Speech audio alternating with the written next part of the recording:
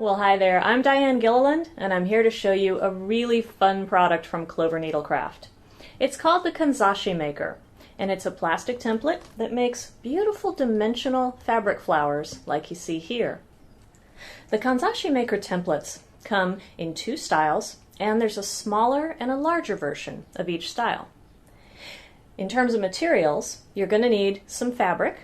And for your first kanzashi, I recommend starting with a nice quilting cotton. You're going to need some scissors, a sewing needle, and some nice strong thread. So you'll start by threading your needle with a good long length of thread. I like to use between 24 and 36 inches. And you'll want to tie a good sized knot in the end. So next you're going to want to take your fabric and give it a fold. So I have my fabric folded on the bias with the right side of the print facing out, and then I'm just going to take my Kanzashi template and I'll slide the fabric into it, and I'll match the fold of the template to the fold of the fabric. And then all I do is just snap the template closed, like that. Then I'll take my scissors and I'll just cut around the edge of the template. You just want to cut the fabric to maybe 1/8 of an inch all the way around. Now, this is a little hard to show on camera, but embossed into this template, you have a whole series of numbers, and these are in fact your guide for stitching. So, you'll take your needle and thread, you will look for hole number 1 in the template, and conveniently you'll see the word start right next to it, and you take your needle down through the fabric at that point. Then you look for hole number 2, and you bring the needle up at that point. And then, as you might guess, you go down at number 3, up at number 4, down at 5, and so on and so on.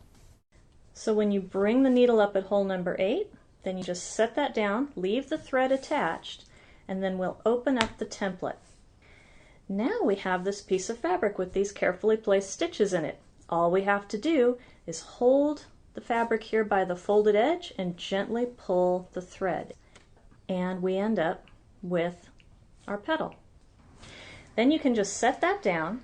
What we'll do then is we'll take our next square of fabric, fold it, put the template on it like we did before, and just repeat that process to stitch it again. We'll just keep adding petals until we have all we need to complete this flower.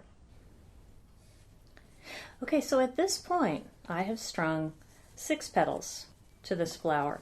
And you know, a flower can have any number of petals that you choose for it. Anywhere between 6 and 10 is usually very pretty. To finish this off, however, I want to be able to tie the ends of the thread into a knot. And so in order to do that, I need to back all these petals up along the thread a little bit.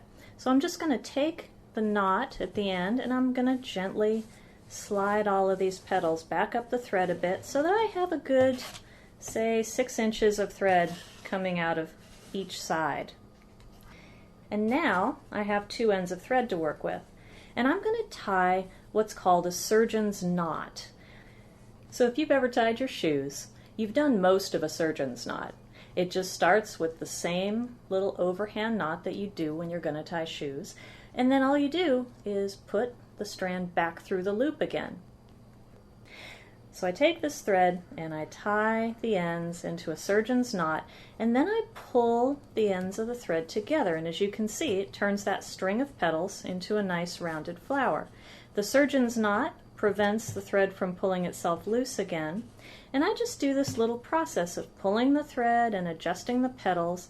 When I have everything just the way I like it, then I'll tie the ends of the thread in a second knot, which will kind of lock this flower in place. And then all I have to do is pull the ends of the thread in toward the center of the flower and cut them off. So I like to do 2 finishing steps with my flower. First I'll turn it over and I'll cut myself a little circle of the same fabric, and I'll just glue that over the center opening here in the back. And then of course on the front I will add a nice button center, and again you can glue that, and there is your finished orchid kanzashi. Now once you've mastered the basic flower construction, you can really do all kinds of fun variations on that theme. First of all, each of these 2 petal styles looks beautiful with either side facing up, so you actually get double the looks with each style. You can mix and match the larger and smaller versions of these petals to get really interesting flower shapes. And the large and small flowers stack together beautifully as well. So you really have a lot of fun stuff to play with here. So, happy flower making!